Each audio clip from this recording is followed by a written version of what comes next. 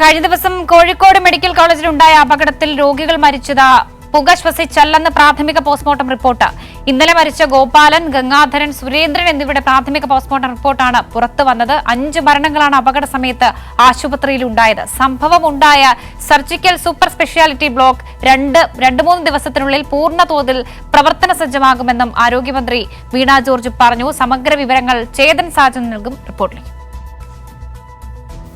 വർഷ, Kozhikode medical കോളേജിൽ കഴിഞ്ഞ ദിവസം പുക ഉയർന്നതിനെ തുടർന്നുണ്ടായ ഈ അപകടത്തിൽ ആ സമയത്ത് മരിച്ച 3 പേരുടെ പ്രാഥമിക പോസ്റ്റ്മോർട്ടം റിപ്പോർട്ടാണ് പുറത്തു വന്നിരിക്കുന്നത്. ഈ പ്രാഥമിക പോസ്റ്റ്മോർട്ടം റിപ്പോർട്ട് പ്രകാരം ഇവരുടെ മരണത്തിന് കാരണം പുക ശ്വസിച്ചല്ല എന്നതാണ് പുറത്തു വന്നിരിക്കുന്നത്. വെസ്റ്റ് ഹിൽ സ്വദേശി ഗോപാലൻ, മേപ്പയ്യൂർ സ്വദേശി ഗംഗാധരൻ, വടകര സ്വദേശി സുരേന്ദ്രൻ എന്നിവരുടെ പോസ്റ്റ്മോർട്ടം റിപ്പോർട്ടാണ് പുറത്തു വന്നിരിക്കുന്നത്. ഇവരിൽ അർബുദ രോഗിയും കരൾ രോഗിയും ഗുരുതരമായി ന്യൂമോണിയ ഏറ്റ വ്യക്തിയും ഇതിൽ ഉൾപ്പെടുന്നു. ഇനി 2 പേരുടെയും പ്രാഥമിക പോസ്റ്റ്മോർട്ടം റിപ്പോർട്ടാണ് ഇനി പുറത്തു വരാനിരിക്കുന്നത്. ഇത് സംബന്ധിച്ച് പ്രധാനമായും 2 അന്വേഷണമാണ് പുരോഗമിക്കുന്നത്. ഒന്ന് ഫോറൻസിക് പരിശോധനയാണ്, സാങ്കേതിക പരിശോധനയാണ്. PWD ഇലക്ട്രിക്കൽ ഇൻസ്പെക്ടറേറ്റിന്റെ മേൽനോട്ടത്തിലാണ് സാങ്കേതിക പരിശോധന പുരോഗമിക്കുന്നത്. ഇന്നിവർ ഈ മെഡിക്കൽ കോളേജിലെത്തി ഈ പുക ഉയർന്ന റൂമിൽ പരിശോധന നടത്തി, ഫോറൻസിക് പരിശോധന നടത്തി. രണ്ടാമത്തെ പരിശോധന മെഡിക്കൽ സംഘത്തിൻ്റെയാണ്.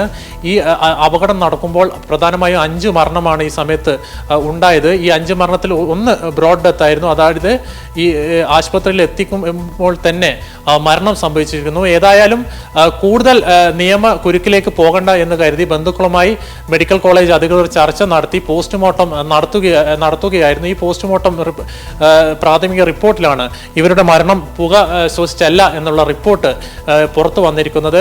സംഭവവുമായി ബന്ധപ്പെട്ട് മന്ത്രിമാർ ഇന്ന് മെഡിക്കൽ കോളേജിൽ എത്തിയിരുന്നു. വനം മന്ത്രി AK ശശീന്ദ്രൻ, പൊതുമരാമത്ത് വകുപ്പ് മന്ത്രി PA മുഹമ്മദ് റിയാസ്, അതുപോലെ തന്നെ ആരോഗ്യമന്ത്രി വീണ ജോർജ് ആശുപത്രി സന്ദർശിച്ചിരുന്നു. ഈ പുക ഉയർന്ന പ്രദേശത്തെത്തി സന്ദർശനം നടത്തിയിരുന്നു, സ്ഥിതിഗതികളൊക്കെ വിലയിരുത്തിയിരുന്നു. ഇതിനുശേഷം മന്ത്രി വീണ ജോർജ് മാധ്യമങ്ങളെ കാണുകയായിരുന്നു. വളരെ കൃത്യമായ അന്വേഷണം ഇക്കാര്യത്തിൽ ഉണ്ടാവുമെന്ന് ആരോഗ്യമന്ത്രി വീണ ജോർജ് ഉറപ്പു നൽകി.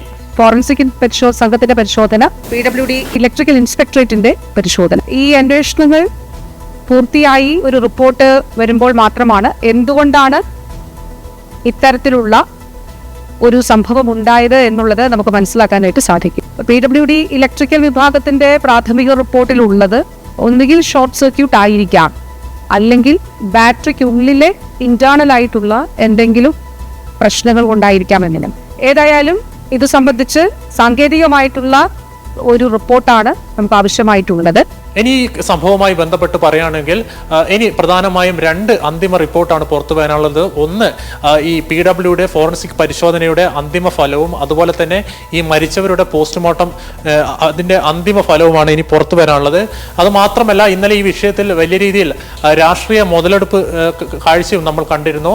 ഈ സംഭവത്ത് ഈ അപകടം നടന്ന സ്ഥലത്തേക്ക് സ്ഥലം MP കൂടിയായ രാഘവനും അതുപോലെ തന്നെ കോൺഗ്രസ് നേതാവായ T സിദ്ദിഖും എത്തിയിരുന്നു.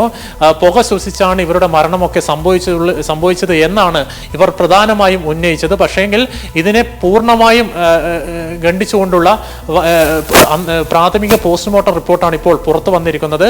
ഈ വിഷയവുമായി ബന്ധപ്പെട്ട് തന്നെ കോളേജ് പ്രിൻസിപ്പളും മാധ്യമങ്ങളെ കണ്ടിരുന്നു. അദ്ദേഹവും പറഞ്ഞിരുന്നത് ഇവരുടെ മരണം സംഭവിച്ചത് ഇത്തരത്തിൽ പുക ശ്വസിച്ചല്ല എന്നുള്ള കാര്യമാണ്. ഏതായാലും മെഡിക്കൽ കോളേജ് അധികൃതരുടെ വാദങ്ങൾ ശരിവെക്കുന്ന പ്രാഥമിക പോസ്റ്റ്മോർട്ടം റിപ്പോർട്ടാണ് ഇപ്പോൾ പുറത്തു വന്നിരിക്കുന്നത്. വർഷ.